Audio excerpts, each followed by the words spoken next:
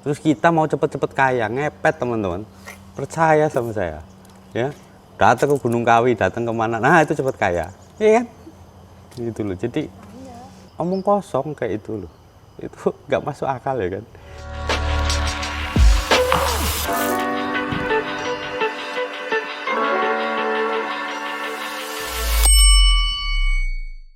Kita akan bahas masalah MLM teman-teman ya. Nah, jadi MLM ini kan agak bikin apa ya, risih kadang kita ya. Saya pribadi gitu. Jadi buat teman-teman yang kesulitan untuk menolak MLM, simak terus ya. Jangan lupa share juga ke teman-temannya. Mudah-mudahan ini bisa bermanfaat buat kita semua gitu ya. Jadi ceritanya beberapa hari yang lalu teman-teman, saya sempat didatengin sama leader MLM gara-gara yang awalnya itu teman saya datang ke rumah. Dia prospek saya, ya kan, ngobrol panjang lebar, dia prospek, tapi saya nggak mau. Ya, saya bukan anti MLM. Kalau produknya bagus, kira-kira saya perlu juga, ya saya pakai gitu, saya belilah. Tapi untuk sistem MLM-nya saya nggak ikut teman-teman. Ya, kalau teman-teman tanya loh itu kan pakai pupuk yang itu Pak Nasa itu gimana gitu, ya saya beli produknya, tapi sistemnya saya nggak pernah jalanin. Teman-teman boleh cek ya. Jadi saya cuma beli produknya, kalau ada teman lain yang itu ya terserah, kalau mau pakai silahkan gitu. Saya pakai gitu. Ya jadi tapi saya nggak ikut yang harus cari kaki-kaki itu ya teman-teman. Saya nggak pernah ngerekrut orang gitu. Saya pakai buat saya, kalau memang itu baik buat saya pakai. Kalau teman-teman mau pakai silahkan, enggak juga, itu bukan urusan saya gitu kan gitu ya. Jadi kita harus pahami dulu bahwa intinya saya tidak anti MLM. Produknya ya, saya tidak anti produk MLM gitu.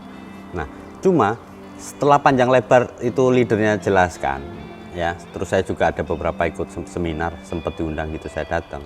Yang pertama itu yang saya lihat itu ya, selalu mereka menawarkan apa teman-teman? Cepet kaya, teman-teman. Ya, selalu itu di mana-mana. Dan bahkan kemarin itu sebenarnya cenderung menghina lah teman-teman. Dia bilang gini, kapan Bapak mau kaya gitu ya? Bapak ini cuma petani loh, tiap hari cuma kok kaosan celana pendekan gitu. Saya aduh sabar gitu ya, mungkin dia udah emosi lah teman-teman, saya nggak mau. Ya mau gimana lagi gitu, orang saya nggak mau loh, ya kan, masa maksa kan. Yang bijak lah teman-teman yang biasa prospek orang gitu. Saya mau sampai kapan juga kalian mau tawarkan saya sistem MLM, saya nggak akan pakai. Kalau produknya perlu saya beli.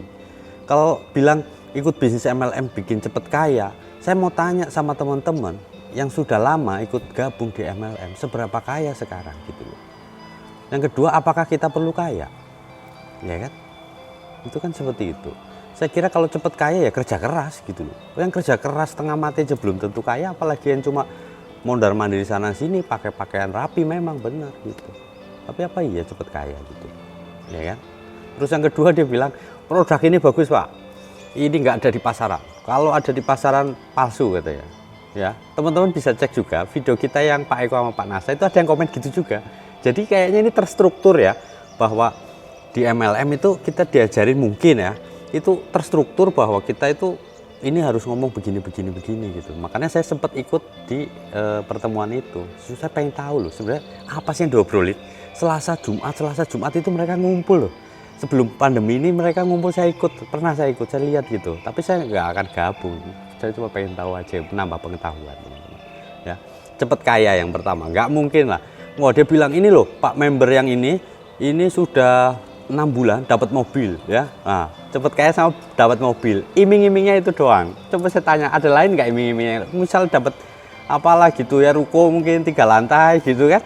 Ini lebih seru mungkin kalau buat saya gitu. Kalau mobil saya belum begitu seru, karena masyarakat kita memang suatu kekayaan itu dianggap udah punya mobil kaya gitu. Enggak juga. Supir taksi punya mobil kan. Gitu ya. Supir Grab punya itu. Jadi parameter kaya itu masing-masing orang punya ininya sendiri gitulah teman-teman ya. Cepet kaya saya kira bohong lah itu. Ya kalau teman-teman berhenti nyari orang ya, nyari downline, bisa cepet kaya. Saya pikir habis buat mondar-mandir doang gitu loh. Ya, itu yang pertama. Terus yang kedua, produknya sangat bagus sehingga tidak dijual di pasaran. Nah, kalau teman-teman ingat ya, saya dulu pernah ditawarin orang kaos kaki, terus alat-alat kesehatan gitu, harganya 1,5 teman-teman. Itu katanya bisa Menyembuhkan. Nah, kalau menyembuhkan teman-teman mau hati-hati dengan produk-produk yang terlalu bagus ya. Kenapa? Sekarang kalau produk kesehatan, orang ini sakit, ya kita kasih produk MLM, produk kesehatan yang harusnya dioperasi misalnya ya, mau nggak mau misalnya. Terus cuma minum atau makan suplemen dari MLM ini katanya sembuh, terus toto meninggal, siapa tanggung jawab coba? Berani teman-teman ngomong kayak itu. Kalau saya takut teman-teman, kalau dokter udah bilang, ini kamu harus gini itu, ya mungkin secara medis kan dokter lebih apa ya, punya wewenang untuk ngomong bahwa orang ini sehat atau sakit, bukan kita yang punya wewenang untuk ngomong sehat atau sakit gitu loh. Kaos kaki harga 1,5 teman-teman, satu pasang loh ya, beli di pasar loh 50.000 udah bagus, itu paten punya itu, dapat berapa? Katanya udah dikasih inilah kasih itulah gitu. Ya kalau bagus pasti dokter pakai, ini kamu sakit apa, ini pakai ini sembuh gitu ya kan, gitu ya kan. Jadi kalau produk yang menurut saya yang nggak masuk akal sampai ngomong seperti itu, saya pikir ya untuk apa gitu, dokter aja nggak pakai gitu, yang dia yang sekolah pendidikannya nggak murah loh ya kan. Kemudian yang ketiga teman-teman, dia itu bilang satu kan kaya, dua produknya apa namanya, nggak ada di pasaran, wow, sangat bagus gitu ya. Terus yang ketiga dia pasti bilang apa teman-teman, Bapak sekarang posisinya apa gitu. Terus dia ngeluarin buku teman-teman, buku siapa itu ya, Roy Kiyosaki kalau nggak salah ya, Robert Kiyosaki kalau nggak salah ya, koreksi kalau saya salah teman-teman. Robert Kiyosaki, Pak nih Pak, orang itu ada ini, satu pekerja ya, dua spesialis, tiga dia bilang apa, yang ketiga pengusaha, yang keempat investor. Bapak yang mana? Ya saya bilang saya pekerja, tiap hari saya kerja gitu. Nah kalau pekerja nggak bakalan ini Pak, nggak bakalan kaya. Bapak harus jadi pengusaha atau jadi investor. Oh iya. Nah terus Bapak, saya tanya balik kan, Bapak kesini kerja apa enggak? Saya bilang, nawarin saya bisnis ini kerja apa enggak gitu. Dia bilang, diem dia, saya ini Pak, mensukseskan bisnis saya, dia bilang gitu. Bisnis, oh iya saya bilang gitu kan. Saya bingung jadi kan.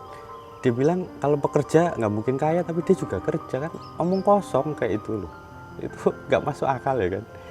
Terus mau bilang apa lagi gitu loh. Wah, pokoknya harus jadi pengusaha atau investor. Nah kalau teman-teman, saya punya banyak teman pengusaha. Tiap hari mereka kerja keras loh. Yang udah jadi pengusaha aja kerja keras ya. Nah kita yang pekerja terus mau males-malesan gitu, mau jadi apa kita? Pengusaha teman saya ada itu buka toko dia jam 7 malam, saya main ke rumah dia, bro di mana bro? Di rumah katanya, aku main ya, kita ngobrol-ngobrol, oke kata dia. Saya datang ke situ, bentar ya bro, belum selesai nih, apa ngerekap nota harian. Dia jam 7 malam teman-teman udah tutup toko, dia masih ngerekap stok barang dia, penghasilan dia, modal dia, keuntungan dia. Bukannya itu kerja sampai malam, mungkin kalau saya nggak datang sampai jam 9 dia baru selesai gitu loh. Yang udah pengusaha aja kerja keras. Terus kita mau cepet-cepet kaya, ngepet teman-teman, percaya sama saya ya, datang ke Gunung Kawi, datang kemana, nah itu cepet kaya ya kan gitu loh. Jadi saya bingung kadang-kadang sama pola pikirnya gitu. Jadi teman-teman yang masuk di dunia MLM itu mau hati-hati tuh. Yang saya perhatikan polanya itu gini, saat teman-teman udah daftar masuk, nanti teman-teman ikut seminar ya kan. Nah pas ikut seminar disitulah kita itu, ini sorry ya bahasanya agak ini bahasa saya ya supaya lebih enak saya pahami sendiri gitu, yaitu kayak dicuci otak gitu. Mungkin bukan cuci otak apa ya, doktrin lah, kayak di doktrin ya. Yang pertama itu ya yang saya pernah ikutin ya, saya ada beberapa MLM saya ikutin untuk perkumpulan mereka itulah, apa nggak tahu saya namanya itu ya. Nah itu yang pertama mereka selalu gembar-gemborin masalah pekerja, investasi sama apa namanya pengusaha gitu. Kita yang mana gitu, kita disuruh nulis mimpi kita besok punya apa, pengen punya apa gitu. Nah untuk punya itu butuh modal berapa, mau berapa tahun, suruh dihitung begitu teman-teman. Ini hati-hati mindset kita teman-teman ya. Kenapa? Kalau teman-teman punya mimpi itu bagus, harus. Tapi kalau teman-teman nggak mau bangun, kalau mimpinya mau tercapai ya tidur terus, ya kan, nggak usah bangun, mimpi terus gitu loh. Itu gitu. Jadi yang pertama mereka suruh kita catat apa kemauan kita pengen apa, dicatat situ, suruh dihitung berapa biayanya, kan gila itu. Kemudian yang kedua harus kerja keras. Nah kan kerja keras, katanya nggak usah kerja santai-santai, nanti duit kerja buat kita, nanti downline kita yang cari market, kita dapat duit. Tapi nyatanya apa? Kita harus kerja keras. Kalau Anda ikut MLM belum berhasil, berarti Anda belum kerja keras. Seperti itu katanya teman. Jadi yang benar yang mana kalau yang logis, yang kita orang luar masuk ke dalam. Tapi saat yang ngomong ini, pembicaranya ini ngomong, weh, yang ikut tepuk tangan loh guys. Gitu, saya nggak ngerti apa yang kalian tepuk tanganin gitu loh. Kita dengar orang itu katanya sukses, ngasih motivasi. Jadi teman-teman bayangin kalau seminggu sekali teman-teman dibakar ke situ, maka pola pikir kita akan di dalam lingkungan itu teman-teman. Nah ini bahayanya apa? Ya otak kita akan selalu MLM, ya kan? Nah teman-teman nggak bakal bisa keluar melihat dunia luar. Teman-teman cuma bisa melihat dunia MLM. Bahayanya apa? Males. Gitu loh. Malesnya apa? Kita selalu mikir passive income yang berikutnya. Emang ada passive income? Gitu loh. Ya. Menurut saya passive income ini mitos entah atau yang penting bukan fakta lah ya. Gitu. Kecuali teman-teman pegawai negeri. Teman-teman pensiun, tidur di rumah tiap hari, tidur aja nggak usah ngapa-ngapain. Dapat kan tiap bulan uang pensiun. Itu passive income. Namanya pasif ya. Jadi kita ya pasif, nggak usah ngapa-ngapain dapat duit gitu loh. Tapi kalau kita masih mikir, misalnya teman-teman punya usaha apa ya, pabrik misalnya, punya pabrik, teman-teman harus mikir kan, omset hari ini berapa, ya kan, produksinya bagaimana, lancar enggak, kalau ada masalah enggak. Kalau kita aktif untuk mencari tahu, ngumpulin data supaya kita bisa lebih baik, kerja namanya bukan pasif, gitu loh. Jadi menurut saya passive income ini mitos lah teman-teman. Nanti kita bahas di mungkin video-video selanjutnya, nanti kita, karena agak panjang ya kalau passive income ini, supaya kita jangan terjebak sama pola pikir yang salah gitu teman-teman. Ya, ada passive income ada, tapi tidak banyak gitu loh, dan itu butuh perjuangan buat kesananya. Enggak seenak-enak, weh ikut MLM nanti downline-nya kerja buat kita, siapa bilang gitu, ya kan? Coba Anda berhenti di rumah nunggu downline Anda kerja, berarti kan apa? Yang mereka bilang tadi katanya kita kalau pekerja itu tingkatannya paling rendah, bohong, karena dia nyuruh downline-nya kerja, dianya nggak mau kerja, jadi males. Itu menurut saya ya. Jadi itu menurut saya, tolong di garis bawah gitu. Itu tuh, jangan terus saya nanti diserang segala macam yang nggak penting gitu. Ya, passive income nggak ada passive income. Kemudian yang berikutnya dia bilang apa teman-teman? Banyak teman. Iya, teman baru, benar.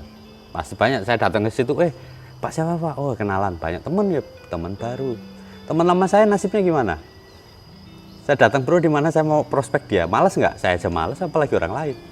Saya pikir mereka pun lebih malas kalau saya prospek mereka gitu. Jadi mungkin teman baru benar, tapi teman lama yang teman-teman suruh perhatikan deh.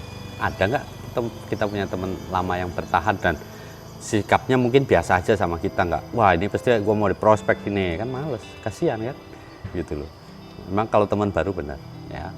Kemudian bisnis tanpa modal, 100.000, 50.000 jadi anggota, langsung punya bisnis katanya. Bisa diwariskan bisnisnya.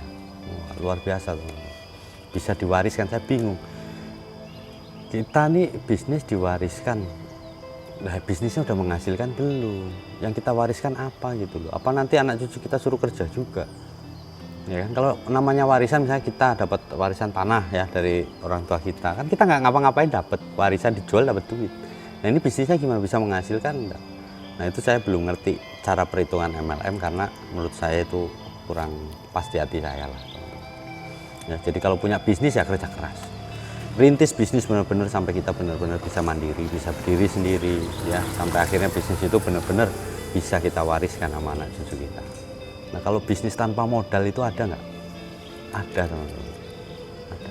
Tapi modalnya ya kita bisa nggak ngomong sama orang, ya kan? Kita menjual diri kita sendiri kan, bisnis tanpa modal, nggak pakai modal apa ya, ini speak lah ya gitu. Itu ada, tapi itu sedikit sekali orang,